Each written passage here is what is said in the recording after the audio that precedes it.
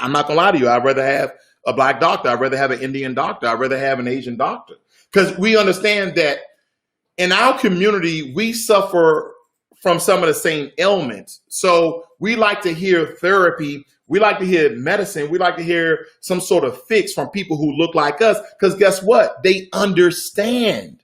They understand it better. You guys understand what I'm talking about. I'm preaching to the choir. I know I am. Let's talk about another Black Wall Street that didn't really get any notoriety, even in today. Jackson Ward, Richmond, Virginia. Jackson Ward, Richmond, Virginia.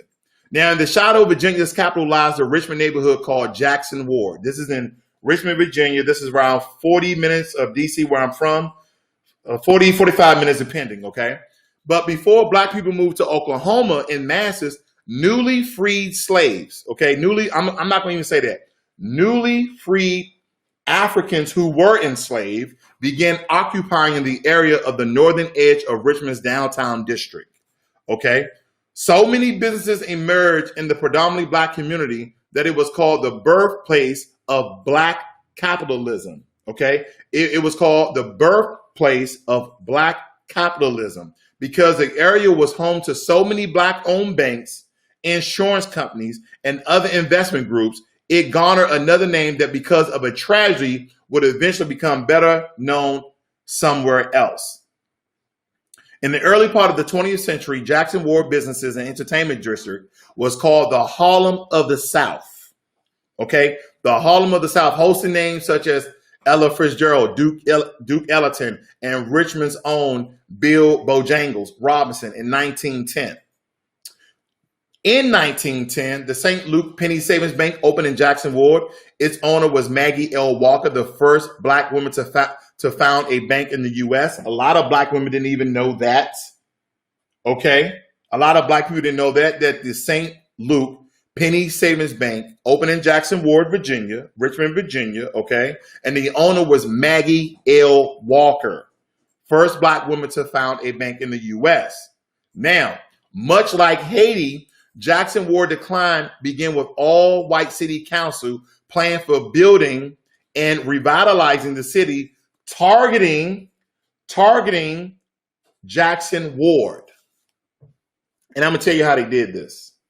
This is how they sabotage our Black Wall Streets and our Black communities.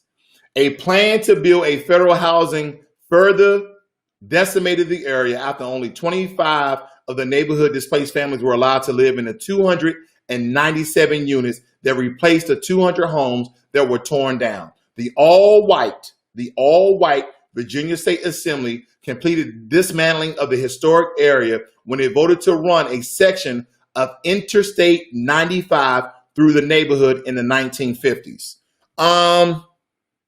History fact, ladies and gentlemen, what happened in 1956? What happened in 1956? Anyone in the chat? What happened in 1956? The Highway Act of 1956, where a lot through these Black Wall Streets that a lot of you never heard of, they said, you know what? We're going to just build some federal buildings and we're going to put a highway right through this community. Why would you do that in the most prominent area in Black communities where they are actually surviving on their own? They built communities surviving on their own. Like, no. We don't want that. We want to keep these guys impoverished. We want to keep these guys separated. We want to keep these guys destitute. So what we're going to do is we're going to put a highway right smack through the middle of their entire community. So more traffic congestion. You'll have more crime. You'll have people who don't even live in the neighborhood coming there. So many things happen because that Highway Act of 1956 is just too much to even go into.